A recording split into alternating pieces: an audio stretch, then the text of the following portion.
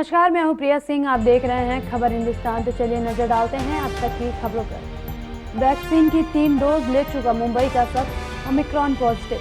देश में ओमिक्रॉन को लेकर अब खतरा बढ़ने लगा है। स्वास्थ्य मंत्रालय के संयुक्त सचिव लव अग्रवाल ने शुक्रवार को प्रेस कॉन्फ्रेंस करते हुए बताया कि अभी तक देश के 11 राज्यों में वेरिएंट के कुल 101 मामले मिल चुके हैं। इनमें से 20 मामले अकेले देश की राजधानी दिल्ली में दर्ज किए गए हैं।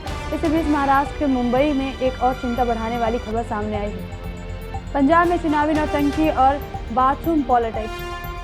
पंजाब की चुनावी चर्चा अब जनसभाओं से निकलकर बाथरूम तक पहुंच गई है। इसका श्रेय अरविंद केजरीवाल को जाता है। उन्होंने चुनावी फिरकी ली और कहा, चन्नी दुनिया के लिए सीएम जो बाथरूम में भी लोगों से मिलते हैं। चन्नी के केजरीवाल को काला अंग्रेज कहा गया था, तो केजरीवाल ने चन्नी को झूठा और नकली केजरीवाल कह दिया। चंडीगढ़ के स्कूलों में 20 दिसंबर से 7 जनवरी तक बड़ी छुट्टियां। पंजाब हरियाणा की राजधानी एवं देश के केंद्र शासित प्रदेश चंडीगढ़ में स्कूलों को शीतकालीन अवकाश को बढ़ा दिया गया है।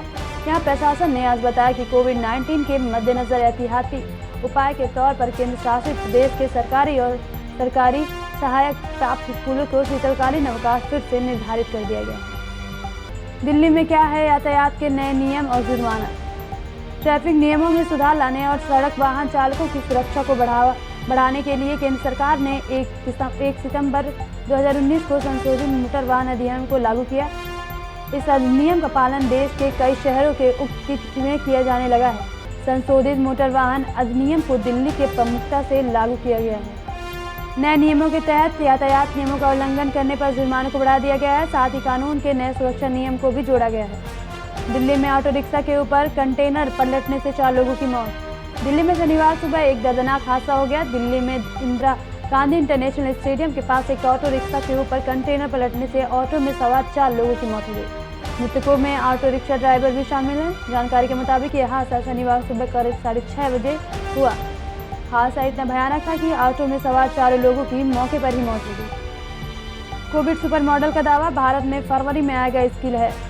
ओमिक्रॉन वेरिएंट के बढ़ते खतरे के बीच नेशनल कोविड-19 सुपर मॉडल पैनल की ओर से कहा गया है कि देश में फरवरी तक इसके पीक देखने को मिल सकती है। पैनल के हेड एम विद्यासागर ने कहा कि यूके के अविश्वसनीय तेजी से फैल ओमिक्रॉन वेरिएंट भारत कम खतरनाक दिखता है।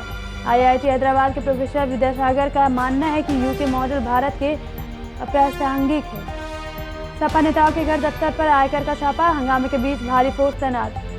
लखनऊ, मैनपुरी और मऊ में सपा नेताओं के घर पर कैंप कार्यालयों पर शनिवार सुबह आयकर विभाग की टीम ने छापेमारी की।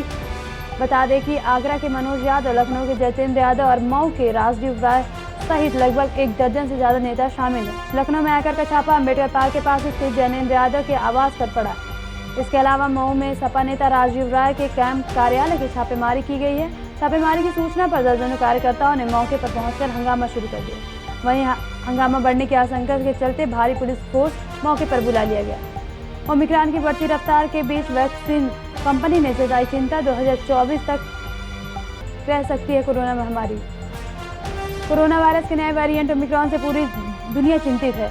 वहीं ओमिक्रॉन की बढ़ती रफ्तार को देखते हुए वैक्सीन कंपनी ने चिंता जताते हुए कहा कि 2024 तक कोरोना महामारी रह सकती है। अमेरिका के राष्ट्रपति जो बाइडेन के साथ साथ G7 देशों के स्वास्थ्य मंत्रियों ने भी इससे लेकर चिंता जताई है और पूरी दुनिया के साथ मिलकर इसके खिलाफ लड़ने की बात कही है। मोदी सरकार मोहल्ला चाचा की तरह काम करती है। ओवैसी ने केंद्र के कदम पर की निंदा। महिलाओं के लिए शादी की न्यूनतम उम्र 18 से बढ़कर 21 साल करने के फैसले के लिए लोकसभा सांसद असदुद्दीन ओवैसी ने शुक्रवार को केंद्र सरकार की जमकर आलोचना की है। इस दौरान ओवैसी ने कहा कि पीएम मोदी मोहल्ला चाचा की तरह हैं, जो कि हम क्या खाते हैं, किससे कब शादी करते हैं, हम किस भगवान की पूजा करते हैं, इसका फैसला करते हैं। आपको बता दें कि बुधवार को केंद्रीय मंत्रिमंडल में महिलाओं की शादी की न्यूनतम उम्र 18 से बढ़कर 21 साल करने के प्रस्ताव को मंजूरी दे दी है। राखी सावंत ने पति रितेश को लेकर जताई नाराजगी। बिग बॉस 15 अब अपने अंतिम चरण पर है। इसमें खूब सारा एंटरटेनमेंट देखने को मिल रहा है। एक तरफ टास्क के जरिए शो को मजेदार बनाया जा रहा है, तो वहीं दूसरी तरफ बिग बॉस के घर में मौजूदा सदस्य खुद ही हर रोज नया हंगामा कर रहे हैं, दर्शकों को एंटरटेन कर रहे हैं। लेटेस्ट एपिसोड में राखी सावंत अपने पति रितेश से बात करते हुए कहती हैं कि तुम्हारे प्रति मैं पॉजिटिव हूँ, मगर तुम मुझे हमेशा ठुकराते हो या अवॉइड करते हो। तुम मुझे से कब तक दूर रहोगे। पर राखी सावंत के पति रितेश ने जवाब देते हुए कहा कि तुम सिर का दर्द मत करो, मेरे हाथ छोड़ो। इसके बाद यह कहते हुए रितेश चले गए और तुम्हारे साथ बैठना बेकार है।